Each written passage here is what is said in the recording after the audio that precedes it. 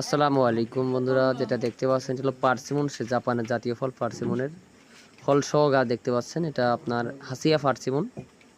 এটার বিচি আপনার মোটেও নাই। এটা সিডলেস পার্সিমন দেখতে পারেন। এটার খোসা পাতলা, খুব খেতে ভালো। দেখতে পাচ্ছেন কত সুন্দর ফলন আছে। এই গাছের বয়সটা হলো 1 বছর বয়সী গাছ, জিও ব্যাগে সেট আপ করা গাছ।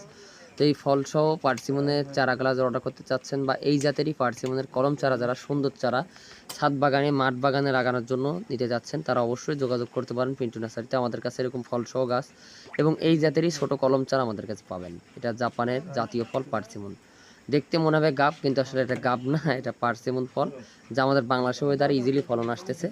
তো যারা ভালো চারা নিতে চান অবশ্যই পিন্টুর সাথে যোগাযোগ করবেন। আর গাছ লাগানোর আগে জেনে শুনে বুঝে শুনে গাছ লাগাবেন, তাহলে আশা করি ঠকবেন না। তা টাকা আপনার, বুদ্ধি আপনার, গাছ আমাদের। এই জন্য যাচাই বাছাই করে গাছ কিনবেন, তাহলে আপনাদের